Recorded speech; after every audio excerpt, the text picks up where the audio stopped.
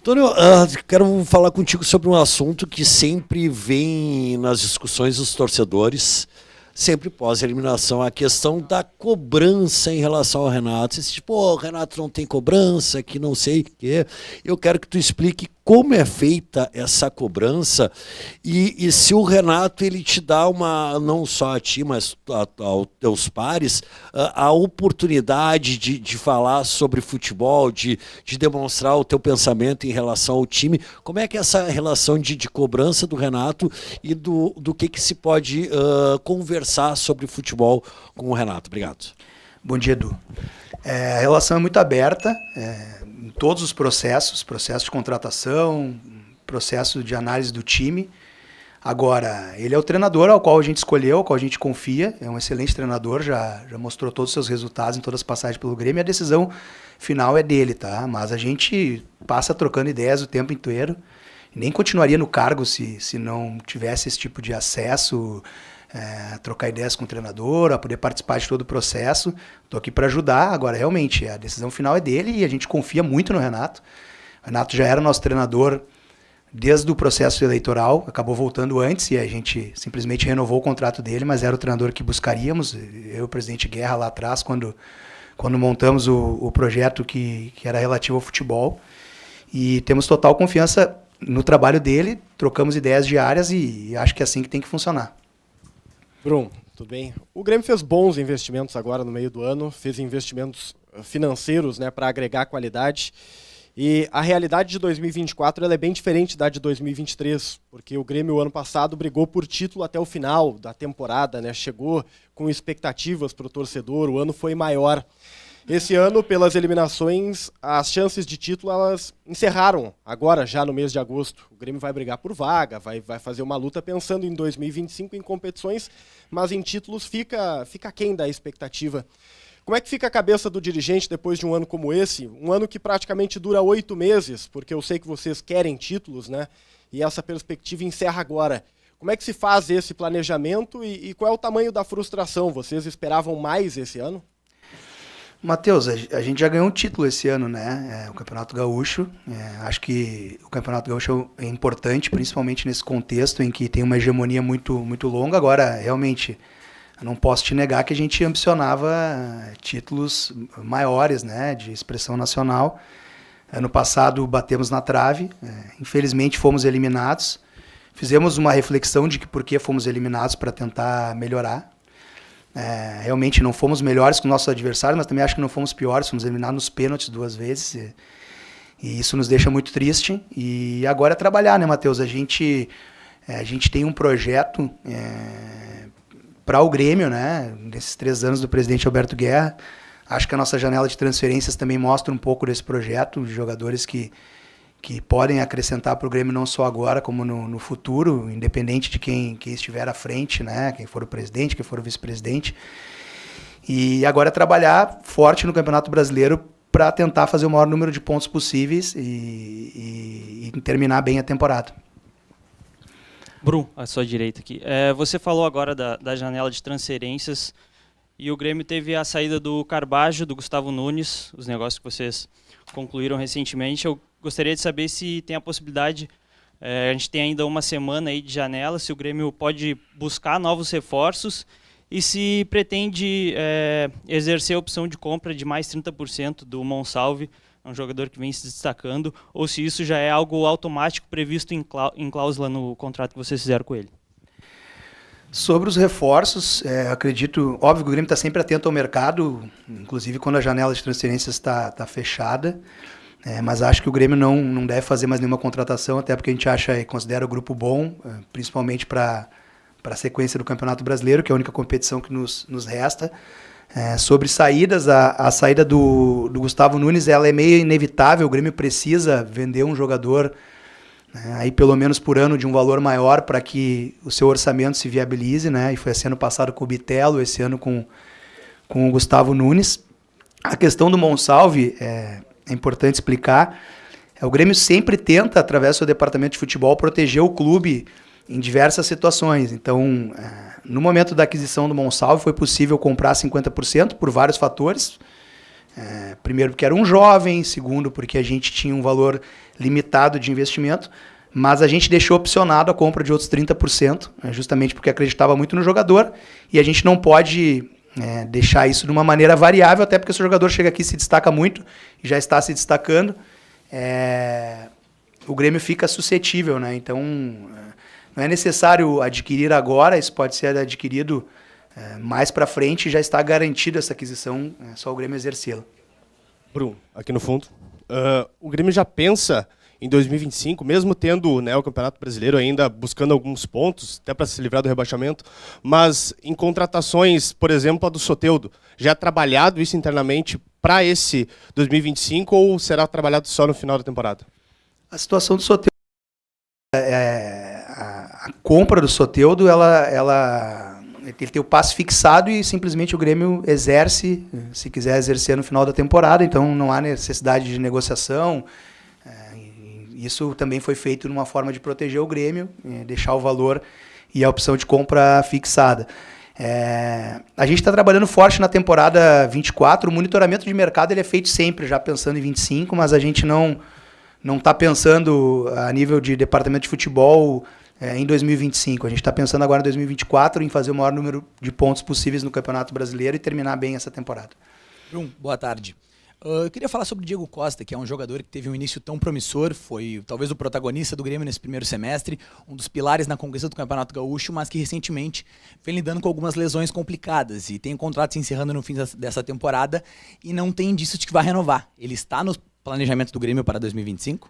O Diego Costa é um atleta que a gente gosta muito, foi e é muito importante para o Grêmio nessa temporada. Infelizmente teve esses problemas de lesões, né? E a gente, ao final da temporada, vai sentar com o Diego e analisar sobre a sua permanência ou não, mas ele é um atleta muito importante em que a gente conta muito com ele. Tudo bem, Bruno? Queria conversar sobre outro atleta. O Nathan Fernandes acabou perdendo bastante espaço, né? O Gustavinho acabou sendo mais utilizado pelo Renato. E agora na Libertadores a gente viu que nem no banco de reservas ele ficou. Como é que vocês estão trabalhando com esse jogador que teve um início promissor, né? Fez gols importantes e, bom, enfim, acabou perdendo espaço dentro do grupo? Berton, ele é um atleta do grupo profissional do Grêmio, está participando normalmente de todas as atividades. Agora, como o Renato sempre fala, né, é possível só relacionar 23 e jogar 11, né? Então essa decisão é muito mais da comissão técnica do treinador, de relacioná-lo, entrar no jogo ou escalá-lo. Ele é um atleta do grupo profissional do Grêmio, ao qual a gente também confia, acredita. E está à disposição da comissão técnica. Essa decisão é muito mais técnica do que em alguma outra esfera do clube, né? Antônio, agora nesse domingo o Grêmio consegue fazer o retorno para a Arena, né? Algo que foi finalmente, né, cara? Foi algo que vocês trabalharam bastante, o Renato pediu, os jogadores estiveram aqui naquela famosa foto do Jeromel com Kahneman, se fez aquele pedido. Mas tem uma questão técnica que precisa ser observada no domingo. Vocês têm informação de se o gramado, de fato, já está em condições boas para receber o jogo? Ou ainda vai ser também um período de transição até para que os jogadores do Grêmio se adaptem a um piso que talvez não esteja nas melhores condições? Essa volta até tinha que ter sido antes. O gramado foi um dos motivos em que a gente segurou um pouquinho. A gente espera que ele esteja melhor agora. Foi um problema sempre o gramado da Arena, infelizmente, né? Mas eu acho que independente de qualquer situação, de número de pessoas, obviamente a gente gostaria de voltar para a Arena com a casa cheia, com um gramado perfeito. Acho que é importante o Grêmio voltar para casa, isso vai impactar positivamente no desempenho do time, assim a gente acredita. Bruno, e para o restante da temporada, né? A gente sabe que... E o Renato já tinha dito isso, e eu concordava muito com ele que o Grêmio não era para estar onde estava, né, no Brasileiro. A gente sabia que o Grêmio cresceria dentro da competição. Como que é a conversa hoje para o restante do campeonato, né? O que o Grêmio acha que consegue alcançar dentro do Brasileiro, já que o Grêmio já se afasta nesse momento aí, pelo menos 5 pontos da zona do rebaixamento, não é a zona que o Grêmio deve ficar. Mas o que tu acha, assim, o teu sentimento, não só a questão de planejamento, mas o teu sentimento para o restante do campeonato? Gabriel, a gente conversou muito com os jogadores, né? Num primeiro momento, eu sabia que a torcida nos perdoaria se a gente escapasse do rebaixamento e fosse adiante nas Copas. Infelizmente, a gente não foi adiante nas Copas, né? Então a gente tem que ir o melhor possível no Brasileiro agora. É claro que isso é uma construção passo a passo, jogo a jogo, mas todo mundo está muito ciente que a gente tem que fazer o maior número de pontos possíveis no Campeonato Brasileiro. Aonde isso vai nos levar, a gente só vai saber no final da competição, né? Depende de vários fatores, mas o Grêmio vai entrar sempre com foco total e força máxima em cada rodada do Campeonato Brasileiro e vai ser assim até o final da competição. Brum, aqui. Eu queria saber se existe ou como está um planejamento para uma despedida do Jeromel ou se o Grêmio pretende, de repente, prolongar o contrato dele para uma próxima temporada. E se eu puder fazer mais uma, como que foi receber a notícia do falecimento do Cacalo, que foi muito representativo no Grêmio, também como vice-presidente do clube, né? Sobre o Jeromel, a gente estendeu o contrato até o final do ano.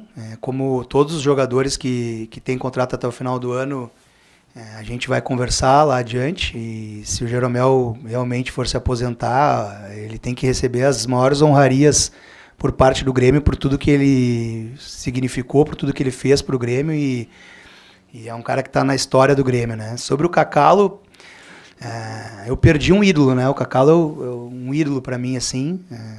Eu falei isso, inclusive, na pré-eleição para os jogadores, para que até quem não está aqui há muito tempo pudesse entender a dimensão de quem foi o Cacalo, né? Para mim, um dos maiores dirigentes da história do Grêmio, o maior vice-presidente de futebol, isso é uma opinião minha. Foi um cara que foi um ídolo para mim. Eu queria ser o Cacalo nos anos 90 e tenho a honra de ocupar essa cadeira hoje, que foi ocupada por pessoas tão brilhantes, uma delas o Cacalo. Pude me aconselhar e conhecer o Cacalo pessoalmente antes de assumir esse cargo e que bom que o Grêmio pôde vencer o jogo, que eu acho que é o mínimo, né? Eu até contei essa história para os jogadores que o Cacalo, num dos seus problemas de saúde, ele ficou 14 dias em coma e quando ele acordou sem saber onde estava, ele queria saber se o Grêmio tinha ganhado e eu falei para os jogadores que ele estava chegando no céu lá e ia querer saber se o Grêmio ganhou e que isso só dependia deles e que bom que o Grêmio pôde homenagear o Cacalo com uma vitória, além das outras homenagens, que todas são muito pouco perto do que o Cacalo fez para o Grêmio e então, estamos muito tristes com a perda desse cara tão incrível. Bom dia, Brum. Diante da tua primeira resposta, da excelente relação que existe com o Renato, por tudo que o Renato já fez, o Renato nunca deixou o Grêmio fora da Libertadores no ano seguinte, e o Grêmio começa a sair do rebaixamento e ele disse que o Grêmio vai beliscar a Libertadores. A partir desse contexto todo, se depender de ti, o Renato fica no ano que vem? O Renato é um grande treinador e a gente não está discutindo isso de ano que vem com nenhum jogador e nem com o Renato. Inclusive, se vocês lembram, na temporada passada também só se discutiu a permanência dele e o Renato até prefere assim no final da temporada. Mas assim, a relação é ótima, a gente confia no trabalho dele, a gente gosta muito do Renato como pessoa e como treinador, mas ele está no mesmo formato de todas as outras questões que foram trazidas aqui, a gente não está pensando em renovações de contrato agora e sim em terminar a temporada da menor maneira possível. Bom dia, Brum. Voltando um pouquinho sobre o planejamento, tu comentou que neste momento não pensa nem em contratar e está pensando que o Grêmio precisa sair da situação e tentar fazer o mais pontos possíveis. O ano passado, só fazer uma lembrança, a gente teve aquela dificuldade quando o Soares acabou saindo, né? O Grêmio teve essa questão de tentar achar um substituto. E tu deixou agora há pouco que não pensa no 25 ainda, mesmo que está monitorando o mercado. O que tu pode passar para a torcida a respeito do 25, já que o caminho do Grêmio é tentar beliscar a Libertadores, como o Renato falou na última coletiva? Eu acho que tu não prestou atenção na minha resposta ou talvez eu possa ter me expressado mal, né? Vamos de novo. O monitoramento de mercado é feito o tempo inteiro. E nesse monitoramento de mercado está, por exemplo, jogadores que encerram o contrato, que podem ter que ser repostos, promessas que estão surgindo, jogadores que estão se destacando nos seus campeonatos nacionais. E a gente olha esses jogadores com alguma frequência. Agora, eu não estou tentando contratar ninguém agora para 2025, né? Obviamente, nesse monitoramento também tem jogadores que ficam livres no final do ano, que podem assinar pré-contrato. Eu estou focado em dar a mobilização total, o suporte total, para que o Grêmio alcance a melhor posição possível no Campeonato Brasileiro. Tu trouxe de novo esse assunto do Soares, que é um assunto que tu trouxe já em várias coletivas, e de novo eu vou te explicar. A gente sabia que ia perder o Soares desde julho de 2023. E o Bright White está aqui hoje porque desde julho de 2023, e o Arezzo também, a gente monitora todos os centroavantes do mundo possível. E o Grêmio trouxe 3 centroavantes para repor a saída do Soares. Só que as contratações elas não acontecem na hora que a gente quer. Ela depende de muitos fatores, principalmente para um clube que não chega lá e compra, né? O Flamengo agora lesionou o Cebolinha, foi lá e comprou o Michael, né? Isso não depende, né, só do Grêmio. E agora lesionou o Vina, trouxe o Alexandro, que era um jogador que eu falei na minha última entrevista que pelos valores eu achava muito difícil que ele viesse para o Brasil, a não ser que tivesse algo muito especial. Talvez o Flamengo tenha oferecido esse algo muito especial. Então, assim, obviamente está se pensando já na temporada de 2025, mas se eu torcer a temporada de 2025 para cima da temporada de 2024, eu posso talvez prejudicar a temporada de 2024, né? E é isso que eu quis dizer na minha resposta. Perfeito?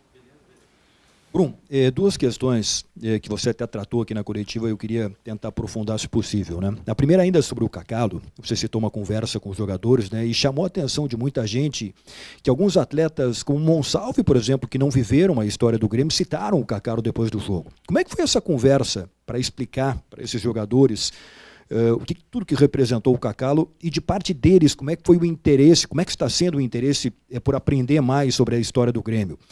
E a outra sobre o final do ano aí, né? O Grêmio se distanciou da zona do rebaixamento, acho que o discurso é do jogo a jogo, mas você considera viável o Grêmio conquistar uma vaga para a Copa Libertadores da América, ainda mais se o G6 virar G7 ou G8? Sobre o Cacalo, Gabardo, sempre que a gente entende que é importante, eu ou o presidente Guerra, em algum momento a gente conversa com o grupo. Eu muitas vezes aqui no CT, em momentos de vídeo, né, em momentos de reuniões que a gente tem, e às vezes na pré-eleição. Nesse jogo a gente conversou na pré-eleição para reforçar a importância de voltar com tudo para o Campeonato Brasileiro. E eu achei que era pertinente explicar para os jogadores o tamanho que o Cacalo tinha, né? E acho que isso foi bem explicado nas entrevistas, né, do Vila no intervalo, né? Não que eles não conhecessem o Cacalo assim, mas o Grêmio não perdeu qualquer dirigente, qualquer gremista, né? E eu trouxe a dimensão para eles da importância do Cacalo, com palavras que eu usei aqui na entrevista, né? De um grande gremista, de um grande ídolo, de um cara que entregou a vida toda ao Grêmio, né?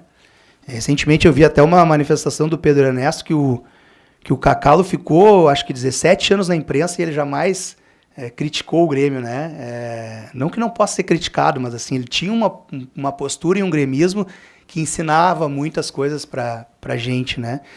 E eu achei que eu tinha que levar essas palavras, né? As homenagens, algumas delas já estavam previstas, mas eu acho que dos jogadores ouvir de um gremista, de um torcedor, quem foi o Cacalo, é importante nessas horas, né?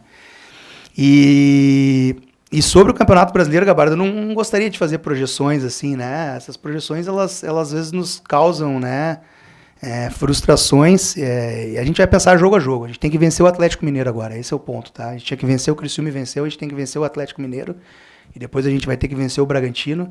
E aí lá na frente a gente vai ver onde que a gente vai chegar. Tomara que a gente possa chegar o mais na frente possível na tabela.